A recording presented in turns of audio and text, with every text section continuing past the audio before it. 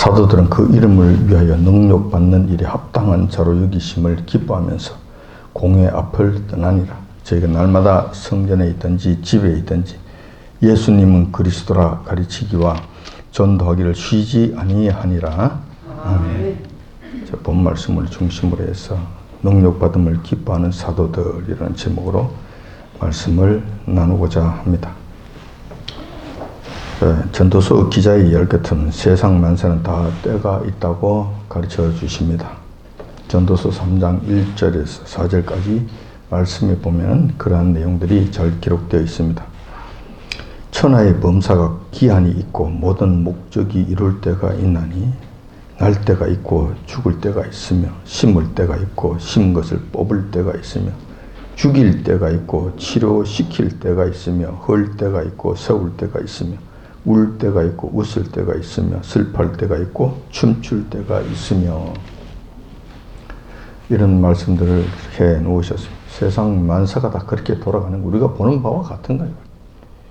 예, 기한이 있고 그 목적이 있고 그 때가 있는 거예요. 위의 말씀은 요한께서 이 세상을 다스리시는데 어떤 때는 인생들이 즐겁게 웃도록 하실 때가 있고 반면에 어떤 때는 세상 모든 사람들이 슬퍼할 때가 있도록 하시기도 하신다는 거예요. 그 모든 것은 여호와 하나님의 주권에 속한 것으로서 하나님께서 행하신다는 거예요. 그래서 늘상 좋은 일만 있을 수 없고 늘상 힘든 일만 있을 수 없다. 늘상 씻는 일만 있을 수 없고 뽑을 때도 있다. 이런 것이죠. 따라서 성도들과 이 땅의 모든 사람들은 범사가 기한이 있고 여호와 하나님의 목적을 이루시기 위한 하나님의 뜻이 있다는 것을 잘 알아야 된다는 거예요. 그리고 그 뜻을 잘 살펴서 그 뜻에 걸맞는 삶을 살아야 우리의 삶이 순탄해지게 된다는 거예요. 만약 울어야 하는 그때인데 웃는다면은 이런 자는 아무리 잘 웃는다 하더라도 여호와 하나님의 질책을 면할 길이 없을 것입니다. 어긋난 길을 가기 때문에 그래요. 만약 뽑아야 될 때가 있는데 심는다고 덤벼들어서 밤새워서 심고 난리를 친다면 이 또한 여호와 하나님의 일을 망치는 일이 될 것입니다. 이 세상을 결코 잘 산다고 이야기할 수 없고 열심히 일하는 것이 훌륭하다고 이야기할 수 없다는 거예요. 엉뚱한 일에 그들은 고생만 죽도록 하고 오히려 여호와 하나님의 질책을 받을 수 있다는 거예요. 이런 측면에서 지금 우리는 우리의 처지를 살펴봐야 된다는 거예요. 이 땅 대한민국을 봐야 된다는 거예요. 지금 2021년 5월 30일 지금 살고 있잖아요. 지금 이 살고 있는 이 하나님의 백성들이 과연 웃어야 할까? 울어야 할까? 어떤 때이냐? 여호와 하나님께서 지금 무엇을 지금 하고 계시는가? 이것을 한번 살펴볼 필요가 있다는 거예요. 여호와 하나님께서 이 땅 대한민국을 지금 축복하고 계시는 중인가? 아니면 저주와 징벌을 내리시는 중이신가? 여호와 하나님께서 이 땅 대한민국과 한국교회에 평화로다, 평화로다, 잘 될 것이다, 잘 될 것이다를 주시는 중이신가? 아니면 평화를 거두어 들이시고 상당한 환난과 고난, 눈물의 빵을 준비하고 계시는 것인가? 분별해야 된다. 볼 줄 알아야 된다는 거예요. 무조건 잘 될 것이다. 무조건 평화로다. 복 주실 것이다. 무슨 근거로 그런 이야기를 합니까? 무슨 근거로 그런 자신감을 드러냅니까? 이것은 완전히 잘못된 것이죠. 완전 웃기는 일이 되는 것이죠. 이러한 사실들을 바르게 분별하는 것이 매우 중요합니다. 왜냐하면 우리 믿는 성도들이 자칫 여호와 하나님의 뜻과 상반되는 방향으로 나아갈 때에 우리의 신앙의 여정은 점점 더 어려워지고 그 길은 가시밭길이 될 것이기 때문에 그럽니다. 그리고 요한은 결정적으로 요 하나님의 질책을 받게 될 것이기 때문에 그런 주님의 방향과 엇박자를 일으킬수록 우리의 고난은 더해질 것이고 주님의 뜻에 합당한 올바른 방향을 잡아간다면 요 하나님의 진노 가운데서도 비교적 순탄한 길을 얻게 될 것입니다.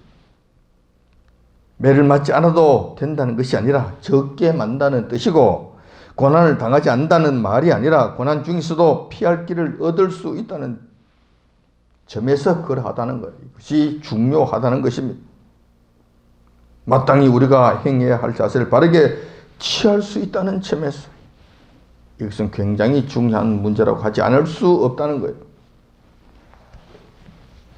그런 측면에서 작금의 한국교회를 향하신 하나님의 뜻을 살펴볼 필요가 있습니다. 과연 지금 웃을 때인가 울 때인가? 평화를 외칠 때인가 아니면 고난을 대비해야 할 때인가? 요 하나님의 축복을 기대할 때인가? 아니면 하나님의 징계를 준비해야 될 때인가? 맞을 준비를 해야 될 것인가? 복받을 준비를 해야 될 것인가? 만약에 복받을 때이라고 한다면 당연히 복을 받을 그릇을 준비해야 되겠죠. 큰 그릇을 준비해야 되겠죠. 그것이 맞겠죠. 그런데 지금 이 하나님의 징계가 징계의 때라고 한다면 마땅히 맷집을 불려놓아야 되지 않겠냐. 어떻게 하면 좀 적게 맞을 수 있는가? 어떻게 하면 좀 덜 아프게 견딜 수 있을 것인가를 생각해야 될 것 아니에요. 지금 한국교회 상황들을 돌아보면 요한께서 이 한국교회를 어떻게 다스리실 것인가, 복 주실 것인가, 야단치실 것인가 금방 답을 찾을 수 있습니다. 금방 알 수 있다는 거예요. 한국교회는 벌써 오래전부터 요 하나님을 떠났습니다. 종교다원주의라고 하는 희한한 우상에 절하면서 그들을 쫓기 시작했다는 것. 이런 사실은 알만한 성도들이라면 모두가 알고 있습니다.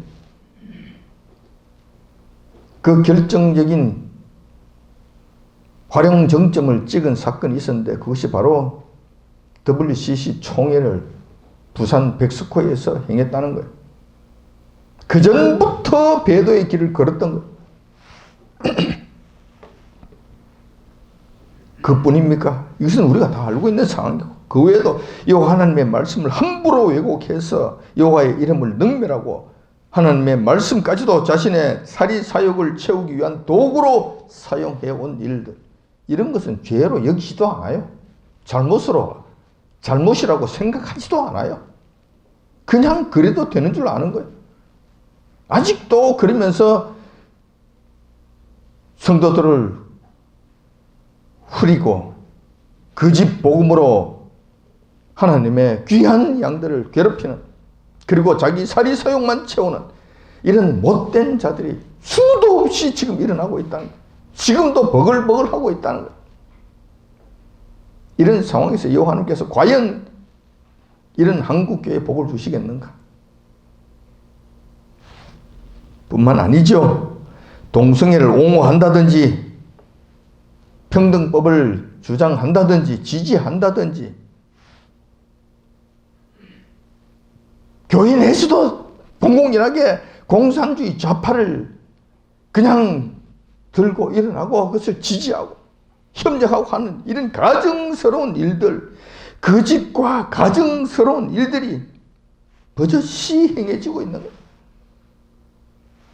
근데 더 중요한 것은 이런 일이 버젓이 일어나고 있음에도 회개할 조짐을 보이지 않고 있다는 거예요. 점점 그 길로 더 깊숙이 들어가고 있지. 여기에 대해서 회개할 조짐을 전혀 보이지 않고 있다는 거예요. 이런 모든 상황들을 감안해 볼 때 지금은 여호와 하나님께서 이 땅 대한민국에 복을 주시겠는가? 복을 주시는 때라고 이야기할 수 있겠는가라는 것. 그것이 아니라 엄청난 여호와 하나님의 징계가 내려지시거나 준비 중이라는 상태, 준비 중이라는 이 사실을 우리는 금방 알 수가 있는 거예요. 금방 알 수가 있는 거예요. 그렇다면 우리는 하나님의 뜻을 따라 무엇을 준비해야 되는가? 어떻게 해야 될 것인가? 지금 상황이 이러하다면 어떻게 해야 될 것인가? 하나님께서 징계, 진노, 이 땅의 교회들을 다시 한번 리셋하시는 이 사건이 지금 일어나고 있다면, 준비되고 있다면, 우리 지금 어떤 자세를 취해야 되는, 어떻게 해야 되는가라는 거예요. 다행히 성경에서는 지금 우리가 처한 상태와 비슷한 경우가 기록되어 있습니다. 그리고 우리의 믿음의 선진들이 어떠한 자세로 그러한 난관들을 헤쳐나갔는지 가르쳐주고 있어서 얼마나 다행인지 모릅니다. 오늘은 교회가 고난을 당해 심히 어려울 때 믿음의 선진들인 사도들이 어떤 자세로 세상에 맞섰으며 어떤 행동으로 그 환난을 극복해 나갔는지 한번 살펴보므로 교훈을 삼고자 합니다. 본문 말씀의 배경은 이렇습니다. 오순절날 마가다락방에서 보혜사 성령님께서 강림하신 사건이 일어납니다. 여러분들이 잘 아시는 바와 같은 마가다락방 사건입니다. 이 사건을 귀하로 숨기고 있었던 예수님의 제자들, 두려워서 문 잠그고 그냥 안절부절하고 있던 이 제자들이 담대함을 얻고 분연히 일어서게 됩니다. 성령님께서 임재하시면 이런 현상들이 일어나게 돼요. 그리고 그 사도들은 아무런 두려움도 없이 60여일 전에, 그때로부터 불과 한 60여일 전, 한 2달여 전에 십자가의 못을 박아 극형에 처했던 그 예수님을 증거하기 시작합니다. 너희들이 그분을 십자가에 못 박아서 극형에 처했지만 그분이 곧 하나님이시고 여호와 하나님께서 우리 유대 백성들에게 보내주시겠다고 약속하신 그 메시아시다. 그 메시아시고 그리스도시라는 사실을 외치기 시작하는 겁니다. 너희들이 그분을 죽인 거야. 하나님을 죽인 거야. 그 메시아를 너희들이 함부로 대한 거야. 그래, 빨리 회개하고 나와 그분의 이름 앞에 무릎 꿇어 이 복음을 전했던 것입니다. 사도들의 복음 전파에 성령님께서 강하게 역사하심으로 복음을 전파하는 곳마다 큰 기적들이 일어나게 됩니다. 함께 나타나게 되었다는 거예요. 따라서 수많은 유대인들은 병자들이나 귀신 들린 자들을 데려와서 사도들이 지나가는 길가에 뉘어두고 사도들의 그림자라도 그 환자 위에 지나가기만을 고대하는 그런 현상이 발생한 거예요. 올바른 복음이 전파되는 곳에서는 성령님의 역사심과 성령님의 역사심에 따른 기적들은 그냥 따라오게 되어 있습니다. 뭐 특별한 일이 아닙니다. 선전할 것도 없어요. 자랑할 것도 없습니다. 그래서 사도들이 가는 곳마다 병자들이 일어나고 귀신이 소리 지르고 떠나가고 이런 일들이 생기는 거예요. 그런데 그때 당시에 환자들이 너무 많잖아요. 병원은 없잖아요. 돈이 없어서 병원은 갈 사람들이 없잖아요. 불쌍한 사람들. 귀신은 들렸는데 귀신 쫓아낼 힘이 제사장들과 산헤드린 공의회 회원들, 율법주의자들은 도무지 그 능력이 없는 거예요. 귀신 하나 쫓아낼 능력이 없는 거예요. 귀신 들린 자들은 자꾸 늘어나는데 그들이 갈 곳이 없는 거예요. 사도들에게 희망을 거는 겁니다. 사도들은 그런데 너무 바쁩니다. 일일이 돌볼 수 있는 시간이 없죠. 그러니 그들은 사도들이 지나가는 그 곳, 그 길가에다가 환자들을 내놓고 사도들이 지나가는데 밤 그림자라도 그 스쳐 좀 지나가기를 바라는 거예요. 근데 사도들이 지나가는 그 그림자가 그 위에 지나갈 때마다 병들은 낫게 되고 귀신은 소리 지르고 떠나가는 그런 기적들이 일어나게 된 거예요. 사람들이 몰리지 않을 수 없는 거예요. 사도들이 지금 전하는 그 말씀이 정말 그렇다는 것이 기적을 통해서 나타나게 된 거예요. 수많은 백성들이 몰려듭니다. 수많은 인파들이 사도들이 가는 곳마다 몰려듭니다. 사도들이 전한 복음을 받아들입니다. 큰 부흥의 역사가 예루살렘 성전에서부터 시작되게 된 거예요. 처음에 이때 사도들이 복음을 전파한 곳, 그리고 사도들이 복음을 전한 그 교회라고 이야기할 수 있는 그곳은 처음에는 예루살렘 성전 난간인 솔로몬 행각이라고 하는 그곳이 난간이에요. 난간. 그쪽에서 복음을 전했고 백성들이 거기서 모여서 거기서 복음을 듣고 예배를 드리고 병자들을 고치고 그렇게 한 거예요. 그것이 모임의 중심지가 되었던 거예요. 이런 현상들이 예루살렘 성전 한복판에서 일어나게 되자 산헤드린 공회가 난리가 난 거예요. 얼마 전에, 2달 전에 그들이 주도가 되어서 십자가에 못 박은 예수님을 지금 전파하잖아요. 그 예수님을 하나님이라고 그러고 메시아라고 그러고 있잖아요. 그리고 그 사실이 정말 그렇다는 증거가 기적을 통해서 증명되고 있는 거예요. 뿐만 아니라 더 중요한 사실은 이러한 사실들로 인해, 이러한 진실로 인해서, 이러한 팩트로 인해서 수많은 유대인들이 예루살렘 성전을 떠나버리고 던져버리고 너희들은 별 볼 일 없어. 너희들은 돈만 요구하지. 물질만 요구하지. 재물만 요구하지. 근데 이들은 돈을 요구하지 않잖아. 그런데도 그들은 병자를 고쳐주잖아. 너희들은 못 고치지만 이들은 병자를 고쳐주잖아. 너희들은 귀신을 쫓아내지 못하지만 절절매지만 이들은 귀신을 밥 먹듯이 식은 죽 먹듯이 쫓아내지 않느냐. 어느 것이 옳은 거야. 너희들이 틀린 거야. 여기가 맞잖아. 그럼 우리는 여기를 따라가겠어. 성전이 무슨 필요가 있어. 제사가 무슨 소용이 있냔 말이야. 그리고 수많은 유대인들이 성전을 버리고 사도들의 복음 전하는 그곳으로 따라오게 되는 거예요. 이렇게 되니까 그들이 난리가 난 거예요. 백성들이 다 떠나가 버리고 그 큰 건물 어떻게 유지할 것입니까? 어떻게 그것을 관리하느냐고. 뿐만 아니라 백성들이 제사 드리러 오지 아니하면 제사장들은 뭘 먹고 사느냐고. 어디에서 돈을 얻느냐고. 어디에서 그들이 부귀영화를 누릴 수 있냐고. 당장 거지가 되는 거예요. 뿐만 아니라 의리의리했던 그 예루살렘 성전 관리를 못하니까 잡초로 무성하게 될 거예요. 이런 것 저런 것 생각하니 뭐 눈에 불이 켜지는 거고 그냥 머리에 뚜껑이 열리는 거. 미칠 지경이 된 거예요. 그래서 산헤드린 공회는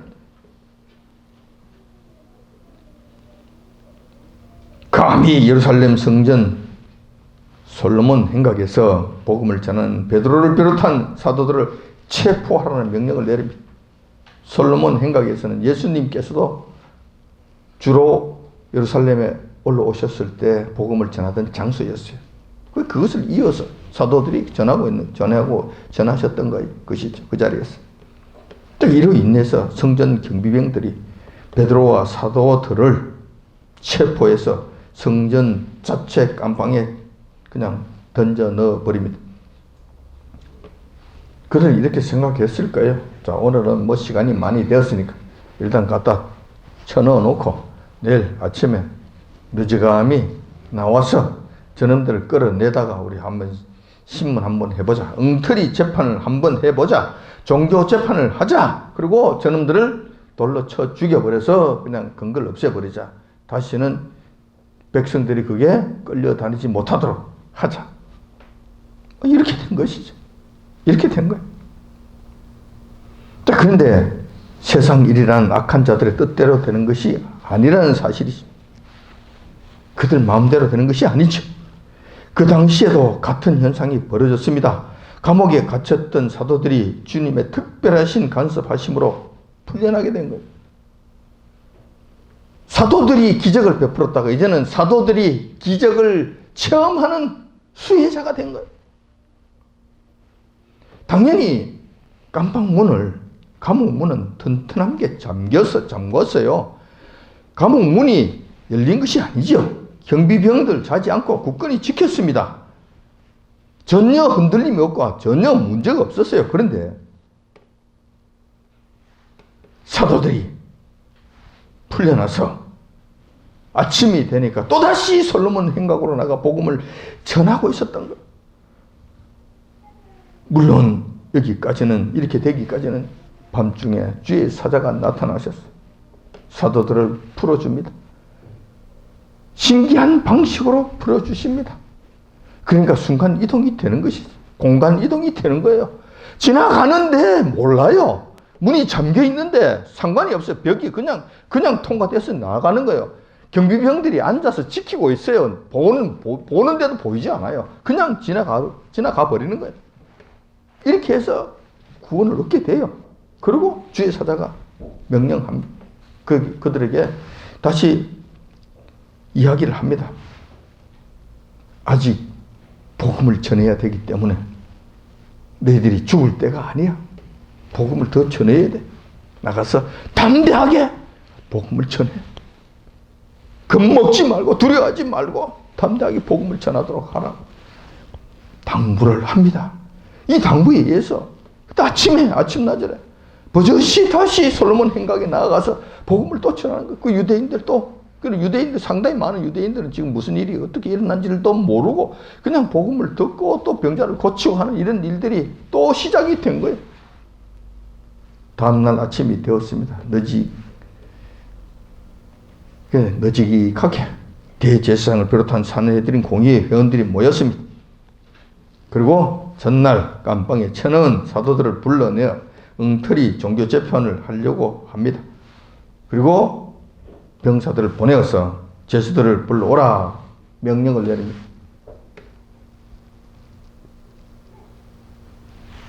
그랬더니 병사들이 가보니 깜방 문 잠겨 있고 아무 문제가 없고 간수들도 눈을 부릅뜨고 지키고 있었고 아무 문제가 없는데 깜방 안에는 흔적도 없이 사도들이 사라져버린 거예요. 대신에 솔로몬 행각에서 그 사도들이 지금 또다시 열심히 복음을 전하고 있었던 거예요. 이 사실을 보고를 합니다. 그러자 깜짝 놀란 산헤드린 공의회 회원들이 성전 경비병을 또다시 보내었어요. 베드로와 그 사도들을 다시 잡아라고 긴급 명령을 내립니다. 끌려왔죠? 공회에 끌려왔습니다. 그 다음 엉터리 재판정을 열고 베드로와 사도들을 신문하기 시작합니다. 신문의 내용은 그거야. 뭐 간단합니다. 내가 그따위 엉터리 복음을 전하지 말라고 했지. 우리가 대제사장이잖아. 종교 재판을 열 수 있는 권한이 있는 거 알지? 죽이고 살리고 하는 권한이 우리에게 있는 거 알지? 그 권한으로 그 복음을 전하지 말라고 내가 했지. 한 번만 더 그러면 내가 죽인다고 그랬지. 야고보 사도가 그런 걸 함부로 전하다가 죽는 거 봤지. 우리가 죽였는 걸 너가 봤지. 그런데 또 야고보 사도처럼 너희 고집을 부릴 거냐? 너희들 죽고 싶은 거야? 한번 죽어볼래? 하지 말라니까. 왜 자꾸 하는 거야? 이거죠. 베드로와 사도들은 그들의 협박에 조금도 기가 죽지 않습니다. 그리고 영원히 기록될 유명한 답변을 하게 됩니다. 이것이 5장 29절에 있는 말씀입니다. 그 말씀이 바로 이런 거예요. 사람보다 하나님을 순종하는 것이 마땅하니라. 너 따위는 지금 인간이잖아. 대제사장으로 폼 잡고 있지만 너 인간 그 이상도 그 이하도 아니지 않느냐. 그거잖아. 근데 여호와 하나님이 더 크시냐? 너희들이 더 크냐? 여호와 하나님이 더 중하시냐? 너희들이 더 중하냐? 누구의 말을 듣는 것이 옳은가? 생각해 보라는 거야. 그리고 여호와 하나님의 말씀에 순종하는 것이 옳은 것 아니냐? 너희들이 백날 떠들어봐야 소용없어. 우리는 너희들 말 듣지 않을 거니까.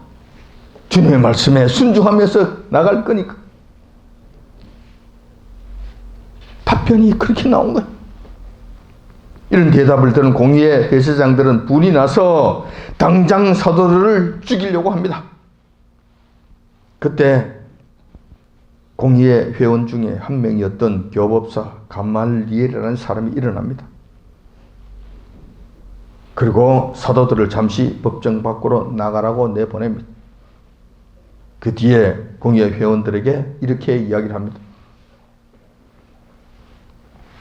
저들을 지금 일어난 모든 현상들을 우리가 보고 있지 않나? 보고 있는데 심상치 않다. 그러니 우리 손으로 피를 묻히지 말자. 우리 손으로 피를 묻히는 것은 합당치 않다. 만약 저들이 하는 일이 하나님 보시기에 불법한 일이라면 여호와 하나님께서 저들을 멸망시킬 것이다. 그냥 없애버리실 것이다. 반면에 그들이 하는 일이 하나님께서 하시는 일이고 하나님께서 원하시는 일이고 하나님께서 명령하셔서 하시는 하나님의 일이라고 한다면은 그때는 우리가 죽는다. 저들을 멸하려고 하다가 우리가 여호와께로부터 죽임을 당한다. 어떻게 하는 것이 옳은가? 우리 손으로 죽이지 말자. 우리 손에 피를 묻히지 말자. 그리고 그들을 내보내자. 어떻게 되는지 추이를 주시해서 보자. 자, 이런 이야기들을 합니다. 매우 설득력 있는 말씀이죠. 매우 논리 정연한 이야기예요. 여기에 산헤드린 공의회 회원들이 깊이 공감을 하고 일단 베드로와 사도들을 죽이지 않기로 결정을 합니다. 하나님의 은혜이고 요 하나님께서 예비하신 일이 아닌가 생각이, 간섭하신 일이 아닌가 생각이 돼요. 그 대신에 보내기는 내보내는데 혼쭐을 내서 내보내자 이렇게 된 거예요. 그래서 채찍으로 때리고 다시는 복음을 전하지 못하도록 엄히 경고하고 내보내자 이렇게 된 거예요. 그때 당시에 채찍질은 아마 신명기 25장 3절에 의한 그런 퇴장이 아닌가 생각이 돼요. 그러니까 종교 재판이니까 종교 율법에 의한 그 채찍질을 할 것이고 그 때리는 일들을 할 거란 말이에요. 그는 성경에 기록되어 있는 신명기에 기록되어 있는 그 말씀대로 퇴장을 칠 거라는 거예요. 아마 그거였을 것으로 보입니다. 신명기 25장 3절에 의하면은 사람을 잘못했을 때는 끌다가 매를 치는데 매를 치기도 하는데 최고 40대 이상은 하지 말아라. 잘못하면은 죽을 수도 있고 그가 사람들에게 업신여김을 받을 수 있다. 그러니까 요한께서 금하신 거예요. 40대 이상 넘어가지 말라고. 금하신 거예요. 그러니까 그 퇴장을 때리셨을 건데 그들은 율법주의자들은 하나님의 말씀을 잘 지킨다 합시고 그 깜냥에 하신다. 그 잘 지킨다고. 그 말씀을 40대에 넘지 않게 하라는 그 말씀을 철저하게 준수한다 합시고 40에 한 대를 감하는 거예요. 그러니까 이 39대만을 치는 거예요. 그 이상 넘어가지 않으려고. 혹시 잘못이 열려서 40대를 넘어갈 수가 있으니 이러면 여호와는 말씀에 크게 위반하는 것이 아닌가. 그러면 안 되니 항상 한 대를 줄여서 최고 39대를 치도록 합니다. 그래서 그들은 항상 40에 한 대 감한 매를 칩니다. 사도 바울이 40에 한 대 감한 매를 몇 번 맞았다고 그랬죠. 고백을 하는 그런 퇴장을 맞는. 그런데 그 퇴장이 쉬운 것인가? 절대 그렇지 않죠. 어마어마한 고통입니다. 어마어마한 괴로움을 당하게 됩니다. 퇴장을 맞다가 죽는 자들이 부식이 수로 나타납니다. 굉장히 고통스러운 거예요. 자, 이 퇴장을 맞고 이제 내보내. 다시는 그렇게 하지 마라. 문제는 그 다음에 일어난 일들이었습니다. 채찍질을 당한 베드로와 사도들은 육신적으로는 만신창이가 되었을 것이고 어마어마한 고통이 육신을 괴롭혔을 것입니다. 피투성이가 됐을 거 아니에요. 온 몸이 다 등짝하고 뭐 엉덩이 다리 전부 다 찢어져서 피가 나고 엉망진창이 되었을 거 아니에요. 하지만은 그들은 영적으로는 충만함과 기쁨으로 가득 차게 됩니다. 당사자인 본인들만 알 수 있는 큰 위로함을 주님께로 받았던 거예요. 이거는 그들만 아는 신비한 거예요. 그래서 산헤드린 공회가 다시는 하나님을 증거하지 말라고 협박하고 보냈지만 사도들은 나오면서 이런 고백을 합니다. 이것이 본문에 나오는 말씀이에요. 41절에 나오는 말씀이에요. 사도들은 그 이름을 위하여 능력받는 일에 합당한 자로 여기심을 기뻐하면서 공회 앞을 떠나니라. 이렇게 했는 거예요. 이렇게 하는 거예요. 죽도록 얻어터지고 그것도 아무런 죄가 없는 상태에서 지극히 억울하게 만신창이가 되었음에도 불구하고 그들은 크게 기뻐하면서 법정을 떠났다. 왜 기뻐했는? 물론 성령께서 크게 위로해 주신 그 신비한 위로하심도 있겠지만 그들이 또 기뻐하는 원인이 기록되어 있는데 그것은 그들의 정말 작은 육신, 별 볼 일 없는 이 몸뚱어리, 죄로 가득 찬 이 별 볼 일 없는 이 육신, 우리 주님을 3번이나 배신했던 이 몸뚱어리, 죄로 가득 차고 정말로 보잘것없는 이 육신, 이 고깃덩어리, 이 고깃덩어리로 감히 하나님의 이름, 우리 주님의 이름을 위해서 능욕받는 것을 주님께서 합당하게 여겨주셨다는 거예요. 여겨주셨다는 거예요. 그래서 그렇게 얻어터지게 됐다는 거예요. 우리 주님께서 합당하게 여기지 아니하셨다면 맞지도 않았을 거라는 거예요. 우리 주님의 이름을 위해서 능욕받은 것, 이것이 합당하도록 여겨주신 데 대해서 너무 감사하다는 거예요. 너무 영광스럽다는 거예요. 감당할 길이 없다는 거예요. 그래서 그들은 오히려 찬송하고 경배하며 주님께 노래 부르면서 나오고, 세상 사람들은 도무지 알 수 없는 거예요. 엉터리 성도들도, 엉터리 교인들이 도무지 이해할 수 없는 일들이 일어나게 된 거예요. 본인들만 아는 신비한 일들. 지금 우리와 우리나라 한국교회가 처한 상황에 대해서는 초두에 제가 장황하게 말씀을 드렸습니다. 지금은 태평성대를 노래할 때가 아니라고 말씀을 드렸습니다. 여호와님께서 축복해 주시는 상황이 아니라고 말씀을 드렸습니다. 잘 될 것이라고 근거 없는 자신감을 가지고 낙관할 때는 더더욱 아니라고 제가 말씀드렸습니다. 그 대신 지금은 여호와님께 대한 범죄로 인해 이 한국 교회가 하나님의 징계와 고난의 그림자에 깊숙이 들러 세워 씌워지고 있는 상태라는 것입니다. 그리고 그러한 일들은 지금 조금씩 우리에게 나타나고 있고 압박해 들어오고 있다는 사실을 우리는 보고 있는 거예요. 예배 드리지 못하게 하는 건 마스크 끼라고 하는 것, 5명 이상 모이지 말라는 것, 같이 모여서 식사하지 말라고 하는 것, 2m 이상 간격을 띄우고 앉으라는 것, 한 번에 50명 이상 예배 드리지 말라는 것, 별 희한한 소리들을 다 하면서 이걸 한국교회를 지금 압박해 들어오고 있잖아요. 이것을 보면서도 알지 못하는 자들은 알지 못하죠. 하나님께서 지금 이 땅 교회들을 지금 불시험 가운데 지금 잡아넣고 계신다는 것이 지금 보이는 거예요. 보이는 거예요.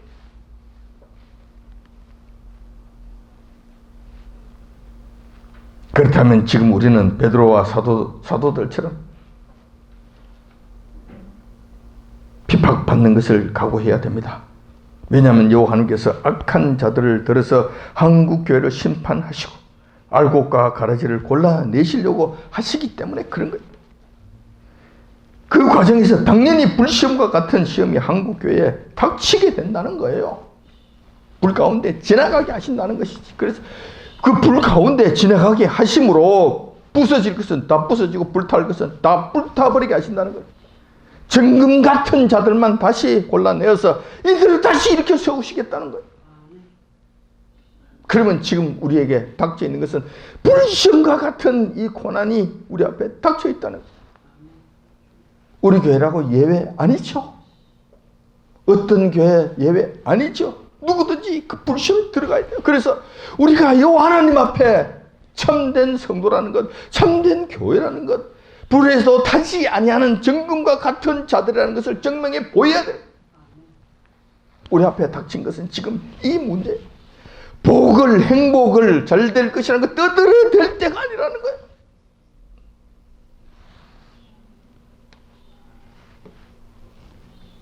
당연히 좋은 일이 기다리는 것이 아닙니다. 괴롭고 힘든 일이 기다리고 있을 것입니다.